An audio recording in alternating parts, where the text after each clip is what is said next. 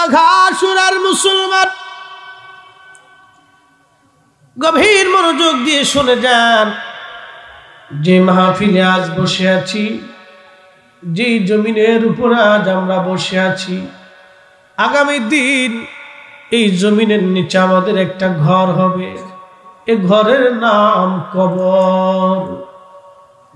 পৃথিবীর এমন কোন জাতি নাই রে যে জাতি মৌতের স্বাদ আস্বাদন না করেছে।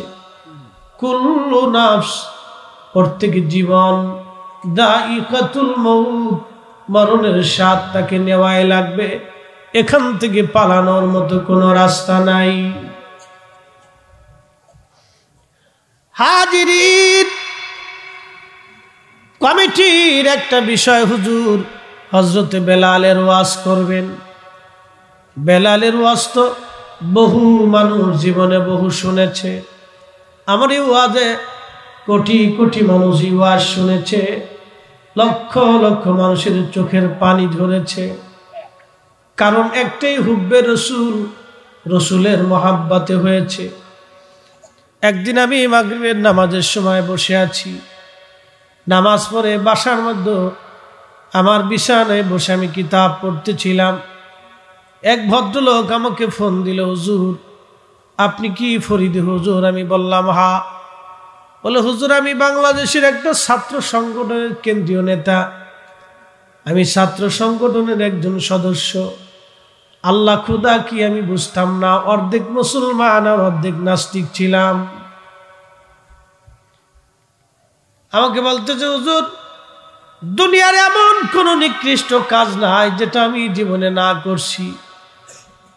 হুজুর আলেমদেরকে দেখলে আমার শরীরে রাগ আসতো, নামাজ রোজা আজান শুনলে আমার শরীরে যন্ত্রণা লাগতো, আজানের আওয়াজ আসলেও আমার ভালো লাগতো না। কিন্তু একটা ওয়াজ আমার জীবন আজ পরিবর্তন করে দিয়েছে। আমি বললাম, বন্ধু কোন ওয়াজ বলবেন? বলে, হুজুর হযরত বেলালের ওয়াজ আমি যতবার শুনেছি ততবার আমি চোখের পানি ফেলে কেঁদেছি। হুজুর আমি তওবা করেছি, দাড়ি রেখেছি, এখন আমি 5 ওয়াক্ত নামাজ পড়ি। চিৎকার মেরে জোরে বলবেন না ইয়া রাসূলুল্লাহ। মসজিদ কমিটির লোক খুদার ঘরের টাকা চুরি করে খায়। যেই লোক মসজিদের টাকা চুরি করে খায় ওটা শুয়োরের চাইতেও নিকৃষ্ট। আস্তে কেন জোরে বলেন? ও মানুষ হতে পারে না, ও মানুষ না। কোন হিন্দুকেও যদি বলেন, হিন্দু তুমি মসজিদের টাকা নিয়ে যাও, বলবে না ভগবান বেজার হবে। কি কথা কন না? কারণ সে ভগবানকে ডরায় আর মুসলমান হয়ে আল্লাহকে ভয় পাইল না। হায় হায় হায়, এরা কেমন মুসলমান! আর হযরতে বেলাল ছিল কেমন মুসলমান! কালেমার দাওয়াত আসছে, আশিক রাসূল বেলাল নবীর চেহারা দেখে মুসলমান হয়ে গেছে। আজকের দিনে মাহফিল সাজাইলেন, কোনো বাধা নাই, নির্দ্বিধায় ওয়াজ করতেছি, কোনো বাধা নাই। মসজিদ আজান হলো, আল্লাহু আকবার আল্লাহু আকবার, কেউ বাধা দেয় না। এমন একদিন ছিল মসজিদে আজান দিলে গলা কেটে ফেলে দেওয়া হয়েছে। এমন দিন ছিল আজানের আওয়াজ দিলে হত্যা করা হয়েছে। সেই সময় কালেমা পড়েছি কথা বলার কারণে বেলালকে একদিন না 2 দিন না মারতে মারতে মারতে মারতে দিনের পর দিন রাতের পর রাত তাকে মারা হয়েছে। নিত্য নতুন শাস্তি তাকে দেওয়া হতো। হযরত বেলালের গলার মধ্যে রশি বেঁধে মক্কার অলিগুলি দিয়ে টানা হতো কালেমার কারণে। হযরত সুমাইয়া, ও নারী সমাজ তোমরা শুনে যাও, এই কালেমার জন্য, আজানের জন্য, এই ঈমানের জন্য সর্বপ্রথম একজন নারী জীবন দিয়েছিল, তার নাম হযরত সুমাইয়া রাদিয়াল্লাহু আনহা। তিনি ইসলামের প্রথম শহীদ। একবার জোরে বলা যাবে কি আল্লাহু আকবার? কালেমার জন্য সেই দিন সুমাইয়া জীবন দিয়ে দিল, শহীদ হয়ে গেল। আর আমার দেশের সুমাইয়া লিপস্টিক নষ্ট হবে বিদায় ওযুই করে না।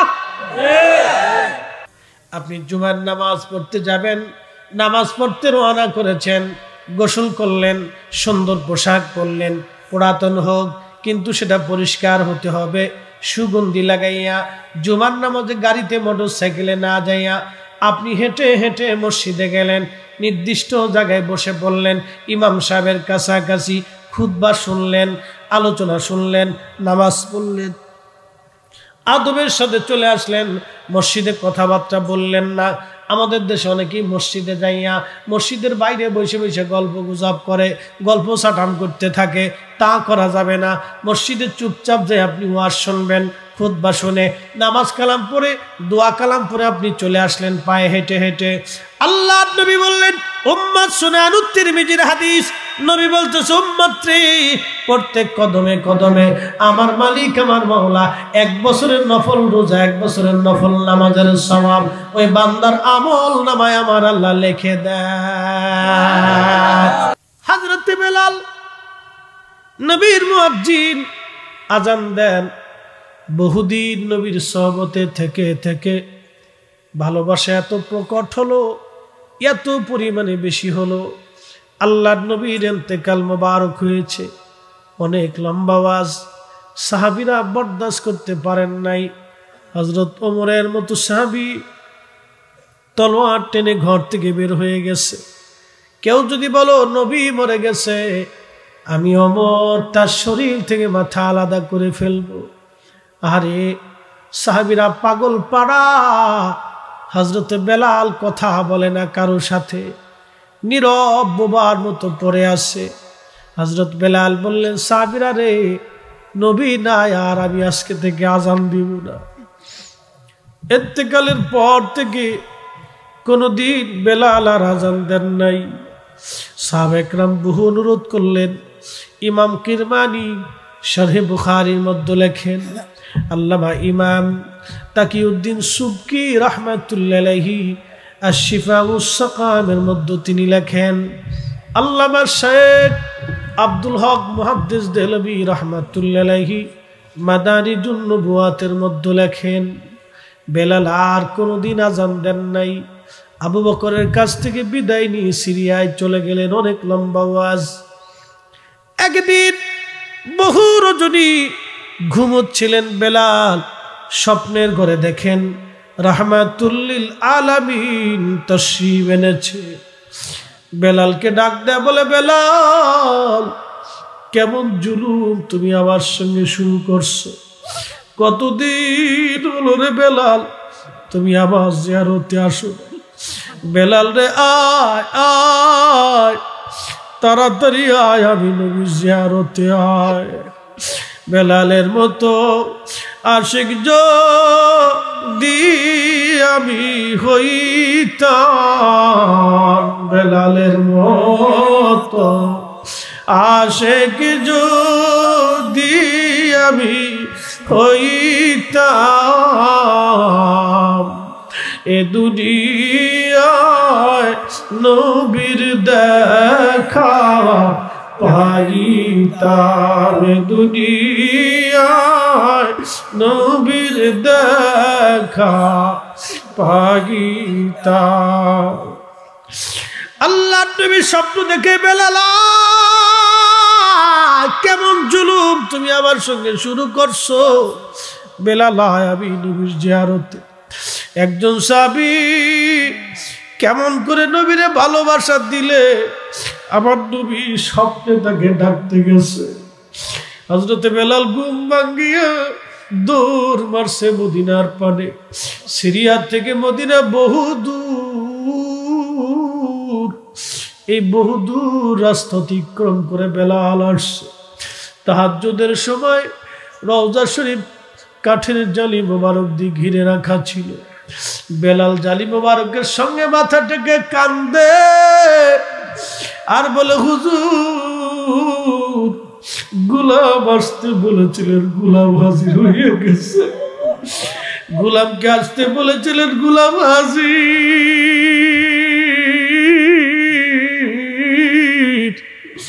গোলাম আপনার কদমে হাজির হয়ে গেছে। আল্লাহ নবীজি হুজুরে করিম সাহাবী নতুন নতুন মুয়াজ্জিন আসছে আজান দেওয়ার জন্য, দেখে বেলাল কান্দে, ডাক দে বলে নবীর সাহাবীরা, নবীর মুয়াজ্জিন বেলাল ফিরে আসছে, শুনছো? সারা মদিনায় সংবাদ পৌঁছায় গেল। সাহাবীরা ঘর থেকে বের হয়ে আসছে। বহু সাহাবী অনুরোধ করে বেলাল আজান দাও, বেলাল আর আজান দেয় না। বহু সাহাবী বলে বেলাল রে আজান দাও, বেলাল আজান দেয় না। ডাক দে বলে সাহাবীরা বলো, আমি আজান দিলে নবী নামাজ আসতো, এখন আজান দিলে কি নবী আসবে নি?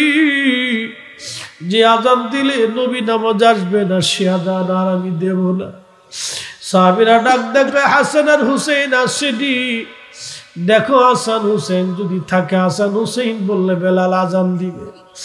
ইমাম হাসান হুসেন নানার মতো দেখা যাইতো, চেহারা ছিল রাহমাতুল লিল আলামিনের চেহারার মতো। দুই ভাই নানা চেহারা পাইছিল। সাহাবীরা নবীর সৌন্দর্য দেখার জন্য ইমাম হাসান আর হুসাইনকে দেখতো। ইমাম হাসান হুসাইন আসার পরে রওজা শরীফ থেকে উঠে বেলাল রাদিয়াল্লাহু আনহু ইমাম হাসানের বুকের মধ্যে মাথা ঠেকায় ঠেকায় কাঁদতেছে। ইমাম হুসাইনের বুকের মধ্যে মাথা ঠেকায় কান্দে। ইমাম হাসান ডাক দিয়ে বলতেছ, নানার মুয়াজ্জিন, যে লাহান দিয়ে নানার আজান শোনাইতে গো নানার মুয়াজ্জিন, আজকে মিনারায় যাও, ওই কণ্ঠ দিয়ে আমরা আজান শোনাইয়া যাও। দৌড়াইয়া বেলাল উঠছে মিনারায়, উঠিয়া আজান, আল্লাহু আকবার, আল্লাহু আকবার। সারা মদিনার ভিতরে আজানের আওয়াজ ছড়াই গেল। ঘর থেকে সাহাবীরা বের হয়ে দৌড় মারছে, নবীর মুয়াজ্জিন বেলাল আসছে বুঝি। আল্লাহু আকবার, আল্লাহু আকবার। সারা মদিনার ভিতরে আজান রন্দে রন্দে ছড়াই গেল। মহিলারা ঘর থেকে বের হয়ে দৌড় মারছে, আশহাদু আল্লা ইলাহা ইল্লাল্লাহ।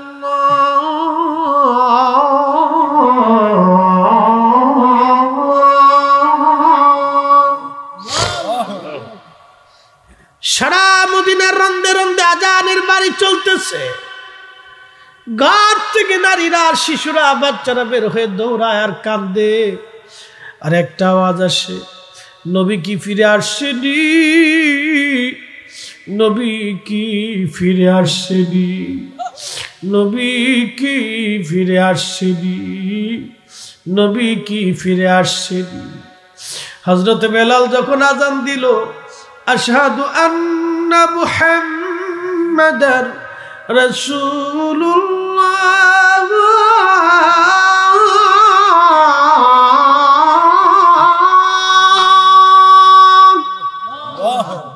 মদিনার মাটি গুলি থরথর থরথর করে কেঁপে উঠছে। চিৎকার করে জোরে বলবেন কি ইয়া রাসূলুল্লাহ। ও হবিগঞ্জের নাসিরনগরের মুসলমান বাবাজি, মাধবপুরের মুসলমান শুনিয়া যান, পৃথিবীতে কারো আজানের জমিন কাঁপে নাই, আর কোনদিন কারো আজানের জমিন কাঁপবে না। ওই দিন হযরত বেলালের আজানে মদিনার মাটিগুলি থরথর থরথর করে কেঁপেছিল। তার মানে এমন হালত মদিনাতে হয়েছিল গো, নবীর ইন্তেকালের পরে এত পরিমাণে কান্না মদিনাতে আর কখনো আওয়াজ আসে নাই। সারা মদিনাতে কান্নার আওয়াজ ছিল। সারা মদিনার মানুষ গুনগুন গুনগুন করে কাঁদতেছিল। কতজন কেঁদে কেঁদে হুঁশ হারিয়ে ফেলেছিল, কতজন বসে বসে কেঁদেছিল, চলতে পারে নাই। মদিনার মাটিগুলি থরথর থরথর করে কেঁপে উঠল। বেলালের হুঁশ ফিরে আসার পরে রওজা শরীফের পাশে বসে বসে কাঁদে আর বলে, হুজুর গোলামকে আসতে বলেছিলেন, গোলাম আসছে। আজান দিছি নবী, আপনি নামাজে আসেন নাই। আগে আজান দিলেই আপনাকে নামাজে পাইছি। সুন্দর চেহারা দেখে নিজের দুঃখগুলি বলে থাকছি। হুজুর আজ আজান দিছি, আপনি আসেন না। যে আজানে নবী নামাজ আসবে না, আমি আর কোনোদিন এই আজান আর দিব না গো নবী। মনে দুঃখ মনে নিয়া বেলাল চলে গেল, আর কোনোদিন ফিরে আসে নাই মদিনায়, আর কোনোদিন ফিরে আসে নাই। কারণ ছিল মদিনার দৃশ্যগুলি দেখলে বেলাল সহ্য করতে পারত না, রওজা শরীফ দেখলে বেলাল সহ্য করতে পারত না। তার বাস্তব প্রমাণ আমি নিজে দেখেছি। বাংলাদেশ, ভারত আর পাকিস্তানের অনেক গরিব হাজি আছে যারা মক্কা মদিনায় যাওয়ার পরে মদিনার থেকে ফিরে আসার সময় এমনভাবে কাঁদে আর বলে, হুজুর আমি গরিব মানুষ, আর কোনোদিন হয়তো মক্কা মদিনায় আসার সুযোগ হবে না, কোনোদিন বুঝি আর এই জমিনে আসার সুযোগ নাই। রওজা শরীফ যত সময় পর্যন্ত দেখে হাজি কাঁদতে থাকে, কাঁদতে থাকে। এই জন্য রসুলের ভালোবাসাটা কখন কার কলিজায় আসবে আমরা কেউ বলতে পারি না।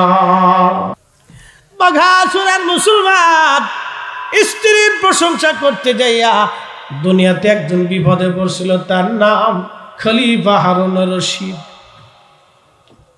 বউটা ছিল খুব মারাত্মক বউ। আমরা দেশের বেডিরা তো স্বামী বিদেশ থাকলে, বেডি দেশে থাকলে খালি মার্কেটে দৌড়বা। হ্যাঁ ঠিক আসতে কনকে জোরে কর। পুরে মার্কেট, বাপরে বাপ, তুফান উঠে ফেলা। আর ওই দোকানদাররা খালি পাম্পকে, ভাবি কি যে সুন্দর লাগতেছে, ইস বাস ইস কইছে, ভাবি কায় দিয়ে দাও, দিয়ে দাও। ভাবি লয়ে যান গা, ভাই খুব পছন্দ করবো একবার সেই রকম। এত তো চিন্তা করে ফার্ম মারি খালি বেচতে সারে। নারী সমাজ লিপস্টিক, আলতা, সোনু, পাউডার আমি দামি মাখাইয়া যদি বেটি সুন্দর হইতো তাহলে সব কোম্পানি আফ্রিকায় পাঠায় দাও। আফ্রিকার বেটিকারে পাম মেরে যদি ওরা বেচতে পারে তাহলে আমরা বাঙালিরা একবারে কিনে নিয়ে যাব। ওরা আফ্রিকায় গেলে ফিডিনি ছাড়া ওদের কপালে আর কিছু নাই। কি কথা কর না কেন? তার মানে আমি যাবি মাখে বেডিরা সুন্দর হয় না, বেডিকার সুন্দর হওয়ার আজকে ওষুধ দিয়েছে দেব। হ্যাঁ সুন্দর হয়ে যাবে, একদম টকটকা। হ্যাঁ সুন্দর হয়ে যাবে, আল্লাহর কসম করে বলতেছি। যদি সুন্দর না হয়েছে তো গরিবাদ দিয়ে চুরি করবে। বেডিরা আছে না মরে গেছে? আছে না? শুনে যাক আজকে খালি পান খায়। বেডিরা পান খায় কেন? এই যে পান খাচ্ছি একবার টুপলা করে বাইন দিয়ে রেখে ধুমছে, একবার চাওয়াচ্ছে গেলি পান কা কদ্দুর খাইতে রস। পান খায় বেডিরা, সুন্দর হবে কি সাতা।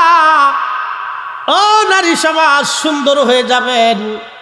আমার যুবতী বন্ধের প্রথম সবকের নাম পর্দা, 2 নম্বর সবকের নাম নামাজ। যে নারী পর্দা এবং নামাজের মধ্যে থাকে ওই নারী আল্লাহর পক্ষ থেকে সুন্দরী হয়ে যায়। একবার জোরে বলা যাবে কি মারহাবা? এরকম নাই, কমে গেছে, নাই আগে। তো জুবাইদা আর হারুন রশিদ দুইজন প্রাসাদের ছাদে বসে গল্প করতেছে। তো স্বামী স্ত্রী খুব মিশিং মুশিং এই আপনার সেটিং চুটিং মারতেছে। আমরা দেশে গোলাপেন তো গেলে অন্য বেডির দিক সেটিং ছুড়ে, ওনটা জাগা মতো সেটিং মারছে। আমরা বাপ দাদা যারা ছিল তারা জাগা মতো সেটিং মারছে, আর এখনকার পোলাপান খালি উল্টো পাল্টা সেটিং মারে।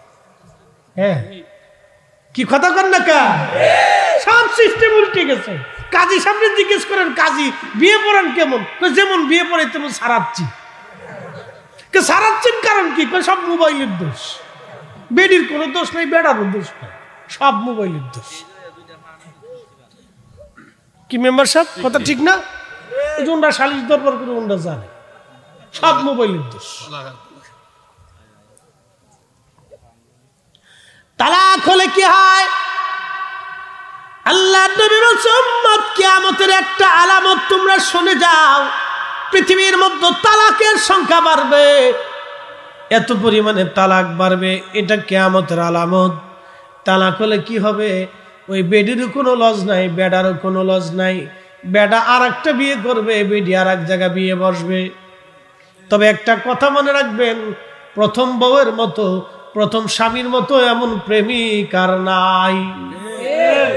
হ্যাঁ, এইটা মনে রাখেন।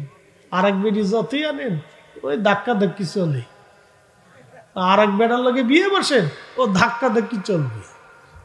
ওই বেডি কয় তুমি কেমন বেডা বুঝি না, আগের বউ চলে গেছে। আর এই বেডা কয় তুমি কেমন বেডি বুঝি না, আগেরটা সাইডে চলে আইছো। এই যুদ্ধ লাগিয়ে গেছে, ঠুয়াঠি গুতাগুতি গুতাগুতি। শান্তি নাই, শান্তি নাই রে পাগল, শান্তি নাই। সুখ নাই রে সুখ পরাণের পাখি, 2-3টা বিয়া কইরা হবিগঞ্জে থাকি, আমার সুখ নাই রে।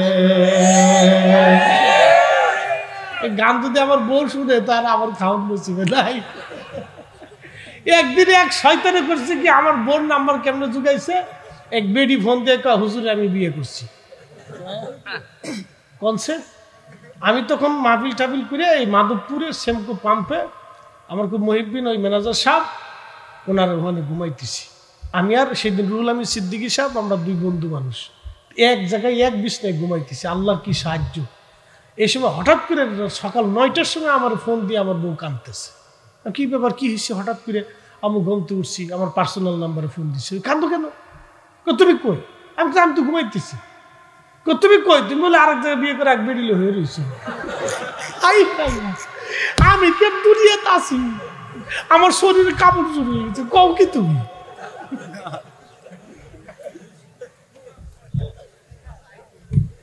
পড়ছি এক বিপদেরা, এ বেড়ি মানুষ নয় তো বুঝে তোর, হ্যাঁ তো ফ্যাট ফ্যাটে কাঁদতেছে। আমি কই সর্বনাশী, কান্তি কান্তি যদি স্টক করে ফেলে তো এক জ্বালা।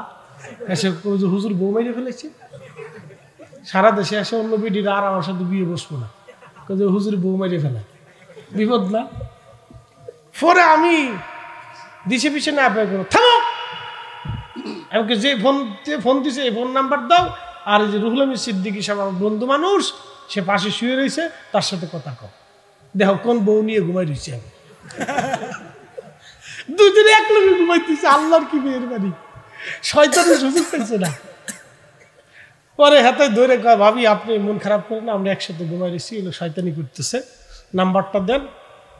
আমি শেষে বলছি যে থানায় যাও, আমি থানায় বলে দিতেছি, ডিবির ওসি সাহেব আছে, তার কাছে যায় নাম্বারটা দিয়ে একটু সাইজ করে দাও। আর আমার থানায় যায় ডিবির ওসিরে বলে দিছি যে ভাই একটু দেখেন তো আপনার ভাবি রেখে কি করতেছে। পরে দৌড়ে নিয়ে কায়দা মতো দিছে।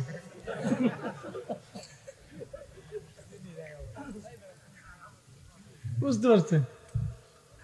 এলো অবস্থা, শয়তানের দেশ গেছে বুঝিয়ে।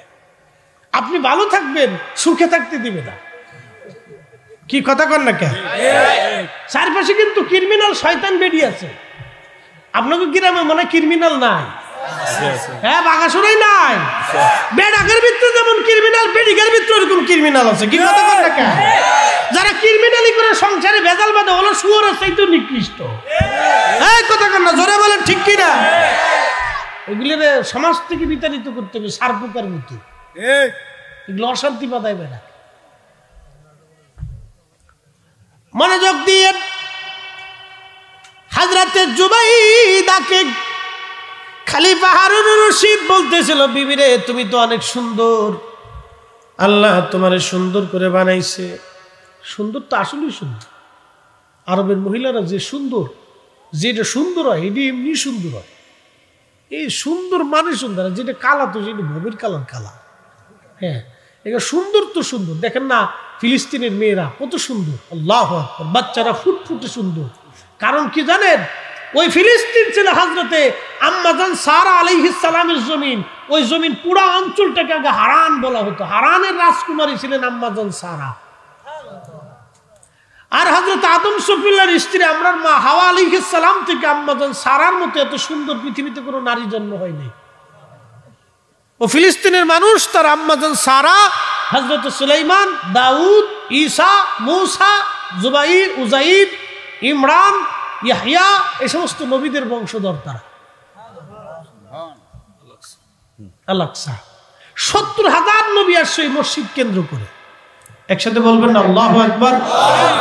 কত হাজার? ইব্রাহিম আলাইহিস সালাম মুসলমান না ইহুদি? মুসলমান। মিল্লাত আবিকুম ইব্রাহিম হুয়া সাম্মাকুমুল মুসলিমিন। ইব্রাহিম আলাইহিস সালাম মুসলমান, তার ছেলে হযরত ইসহাক আলাইহিস সালাম মুসলমান, তার ছেলে ইয়াকুব আলাইহিস সালাম মুসলমান, তার ছেলে ইউসুফ আলাইহিস সালাম মুসলমান, হযরত সুলাইমান মুসলমান, দাউদ মুসলমান, মূসা মুসলমান, হারুন মুসলমান, ঈসা মুসলমান, ইয়াহইয়া মুসলমান, উজাইর মুসলমান, হযরত ইমরান মুসলমান, সব নবীরা মুসলমান। ৭০,০০০ নবী আসছে, সবাই মুসলমান ছিল। অতএব বাইতুল আকসা মুসলমানের সম্পদ। এটা আগামীতেও মুসলমানের, এখনো মুসলমানের, আগেও মুসলমানের। এটা কোনো ইহুদি খ্রিস্টানদের সম্পদ না। কথা বলেন ঠিক না বেঠিক? আজকে আপনাদেরকে একটা জিহাদে নামাই দিয়েছে, পারবেন? ইনশাআল্লাহ কইছেন। অস্ত্র নিয়ে নামা লাগবে না। চালাইতে পারেন? পারেন না তো, সবাই পারেন না, হলো শিখে এসছি। চালাইতে তো পারেন না।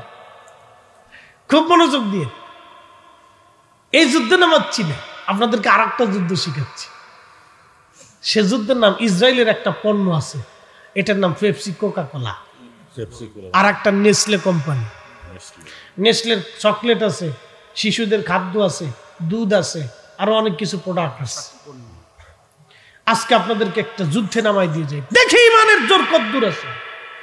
বাইতুল আকসার জন্য ফিলিস্তিনের নারীরা জিহাদ করে, বাইতুল আকসার জন্য ফিলিস্তিনের যুবকরা জিহাদ করে। কারণ ওই ফিলিস্তিনের ইসরায়েলের দখলদার, তারা রোহিঙ্গাদের মতো, তাদেরকে ওইখানে জায়গা দেওয়া হয়েছিল। তারা আজকে ওইখানে জায়গা নিয়ে 10 লক্ষ ফিলিস্তিনিদের বাড়িঘর দখল করেছে, জমি জমা দখল করেছে, মুসলমানদেরকে অত্যাচার করতেছে, তাদের হত্যা করতেছে। আমরা ফিলিস্তিনি মুসলমানদের স্বাধীনতার পক্ষে। আমরা ইসরায়েলের পণ্য আজ থেকে নিয়োগ করে যাব। বাগাসোরার মুসলমান, দারমন্ডলের মুসলমান, নাসিরনগরের মুসলমান, হবিগঞ্জের মুসলমান, আজকে আমরা পান করে যাব ইসরায়েলের Coca Cola, Pepsi, Nestle company, আরো যত প্রোডাক্ট আছে আমরা ধরবো না, শোবো না, খাবো না, কিনবো না, বিক্রি করবো না। হাত উঠা করে বলেন রাজি আছি না নাই?